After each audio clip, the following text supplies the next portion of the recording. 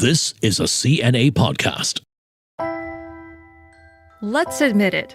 When you finish a canned or bottled drink, do you toss it in the special recycle bin or just throw it into the regular trash?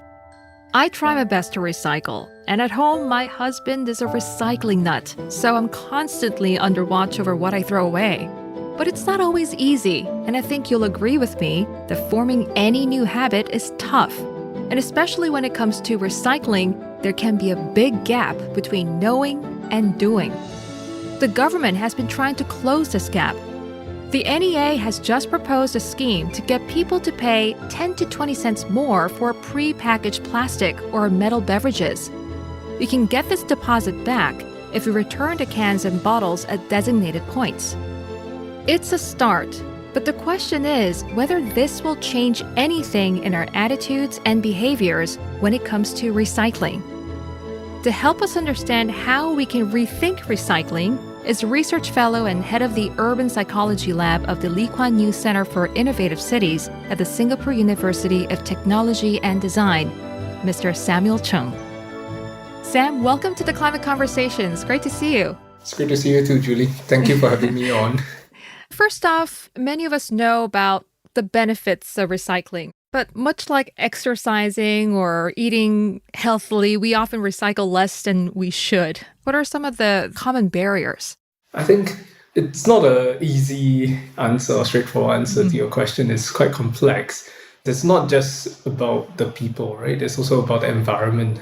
So if we look at the recent OCBC Climate Index, it clearly showed that people have the awareness, they have the understanding of the issue, they know that things need to be done. However, we see that there is a lack or disconnect in terms of what they're actually doing in their daily lives. So among people who think that they need to do more for the environment are probably also the people who are traveling more, flying, accumulating this carbon footprint. So many of us would probably know that we need to do certain things, especially in terms of recycling, but why are we not doing it? One part of it is because it's inconvenient. Another part of it could be just, let's put it in plain terms, we're lazy. If the recycling bin is further than the trash bin, maybe we put it in the trash bin. And so what we have done or we have seen in Singapore, especially in the public neighborhoods, right? We have seen the new developments having a separate chute for the recyclables as opposed to the trash. So it should theoretically make it easier for people to recycle, right? But with the introduction of that, is recycling rate really going to increase? As a psychologist over here, then I would say probably not. Even though there are more bins today, there's more awareness, but recycling rate is not up. Yeah, just to follow up on that. So is it safe to say that if it's not as easy as simply throwing off down the chute, people won't recycle things properly? I think there needs to be a level of investment from the people. For example, Taiwan is one example that we always look at. They throw their trash in transparent trash bags, which mean that you are able to see the content of the bag. And I recall when I was there, if you have recyclables in the non-recyclable bag, they wouldn't collect the trash. And you got to keep the trash until the next collection cycle. We had to resort the trash because we didn't do it religiously over there.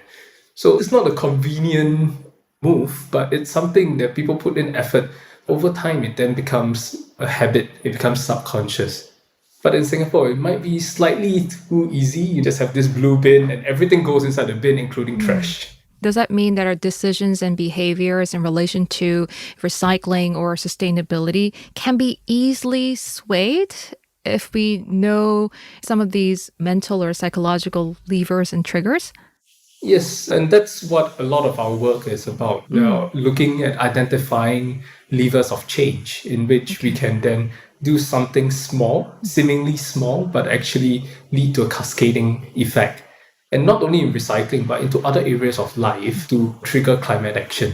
So one way in which we are looking at it is actually getting people to think more about the future. So this is what we call future thinking. So if people are thinking only about the present, or even thinking about, I just need to get rid of this cup fast. It doesn't matter how I get rid of it. As opposed to if someone is thinking about the future, My actions today would impact generations to come. It would impact the future or the security of the earth.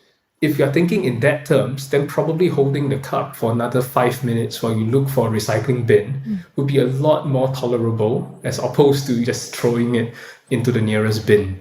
Speaking of triggering action, one way is using interventions to nudge residents or people to adopt positive waste recycling behaviors. And the NEA recently announced a plan to have consumers pay 10 to 20 cents more for drinking containers and that they must return for a refund of that deposit. What's your assessment of this move? Would it help much to improve the recycling rate? I think the short reply would be in Singapore, we have a culture of being very compliant once it comes to having additional tariffs added to our daily behaviors or daily decisions. So probably in that aspect, it will work. It will trigger people to return the bottles. Let's say if it's 10 cents, if you have 10 bottles, it's $1. If you have 20 bottles from like a week, that's $2. That's a nice sum of money to actually motivate people to do the recycling. But I think the devil lies in the detail in which how this is executed. Where are you going to put all these upcycling machines? Are they going to be in the supermarkets? Are they going to be in every community center? Are they going to be in shopping malls or even MRT stations where people are constantly there? Or should you have one in every neighborhood where people can congregate? But is all this worth it? I'm not too sure because at least from my perspective, it's a great way to start. But at the same time, you don't want people to continue on this behavior just because of this 10 cent or 20 cent charge that they can get back in terms of value. What you ultimately want is for this behavior to become part and parcel of their life, to become the new social norm, rather than just getting people to recycle for money.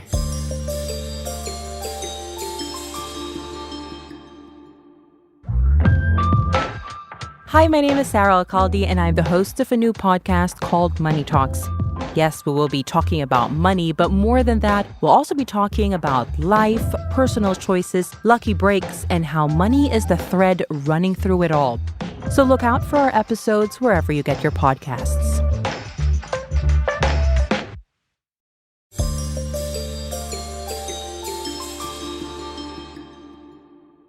Well, currently, recycling is done on a voluntary basis. Should we consider something a bit more hard-hitting, like stern enforcement, such as surveillance cameras near the bins, or guards that oversee whether people are recycling properly, or even imposition of hefty fines? Because coming from South Korea, such measures were quite effective. I think government agencies here are also trying to find the right balance of being perceived as too hard-handed. Actually, one of our challenges is that we live in a very high-density city, which means, for example, in household recycling, how do we actually police it? Are we going to install sensors out of everyone's door? Because we share a common chute, right? So it's very difficult for us to then assess who is not recycling and to go after the person or the household. Right? So I think that there is some challenge to it. And so, at least from a psychological perspective, I would rather change people's thinking, to change their behavior, and to make it sustainable, rather than going after technological solutions or going after monetary penalties. These are means to an end, but it might not lead to a system-wide or societal-wide change. So let's see, what about the plastic bag charge, for example? After a while, 10 cents isn't painful anymore. Are you going to keep increasing it 20 cents, 30 cents, 40 cents, which is what is happening in the UK, right? They got to revise the price. But at one point in time, people are going to be numb on the impact. So you got to do more or even more to sustain that level of change. And what about that 10% or 15% of people who just do not do it?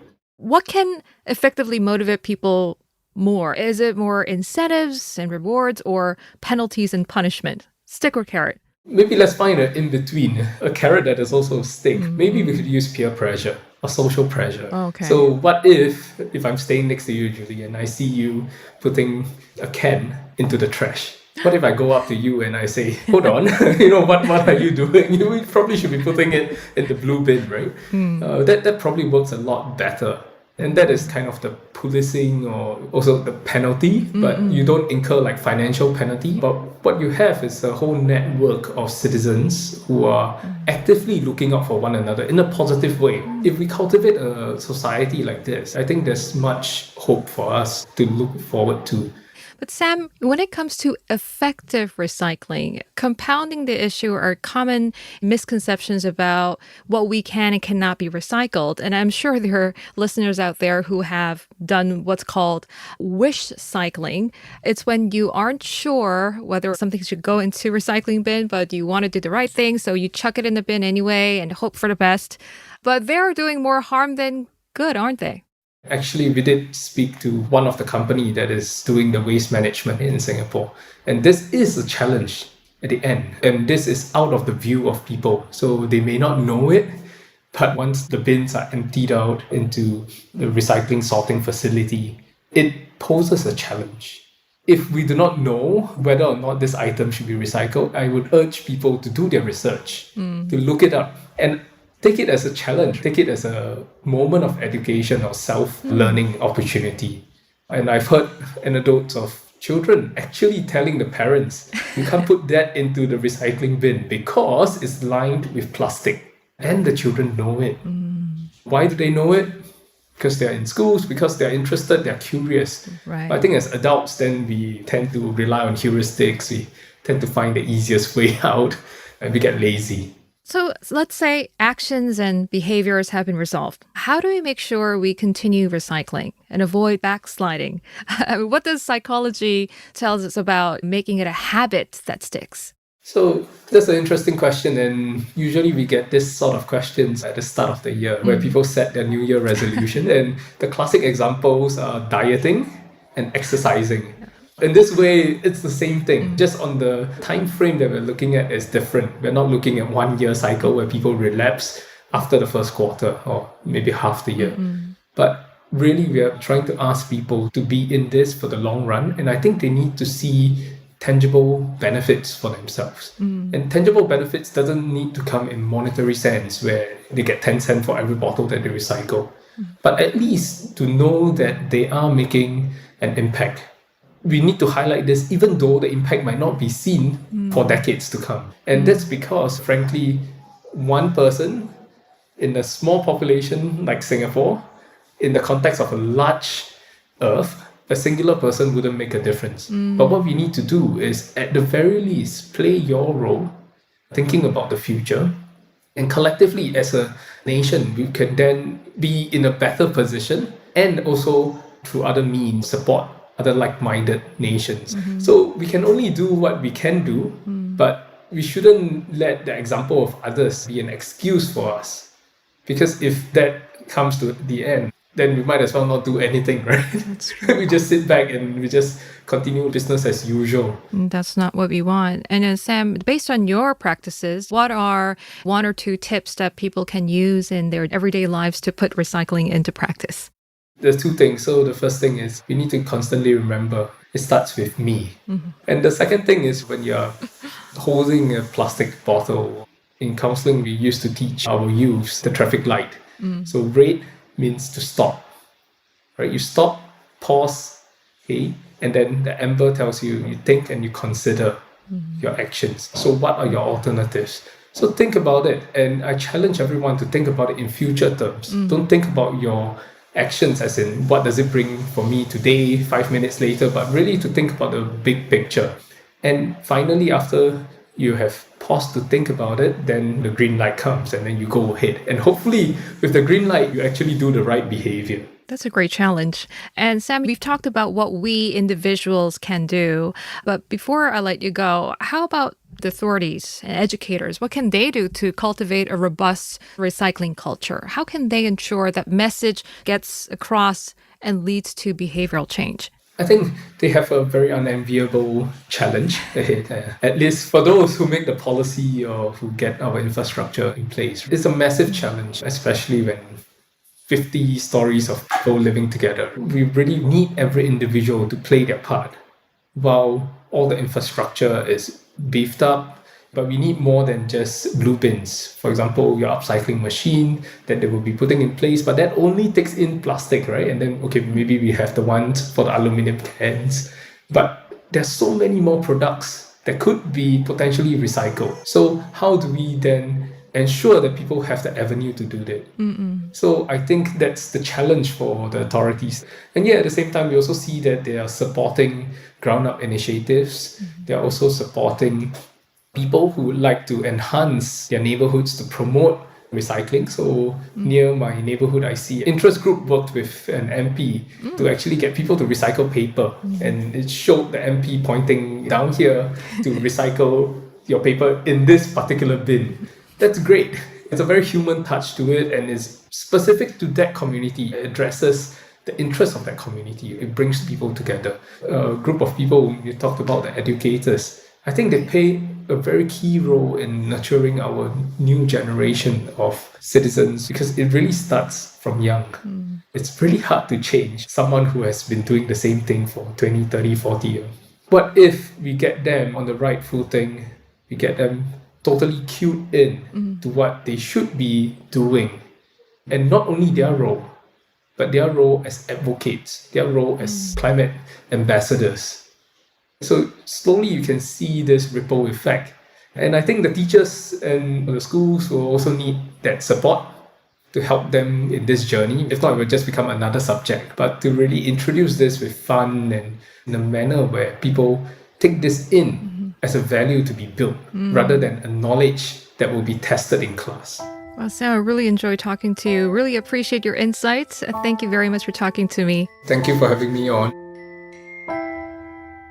At the heart of the issue of recycling is the way we look at the things we consume. And if they're made of materials which can be put back into the system, then it's our responsibility to do our best. I hope my chat with Samuel has given you a small nudge in the right direction to do your part. If we all did that, the world would certainly be a greener place now and in the years to come. Thanks for listening to the Climate Conversations. The team behind this podcast is Jacqueline Chan, Joanne Chan, Daniel Lee, and Crispina Robert. And I'm Julie Yu, signing off.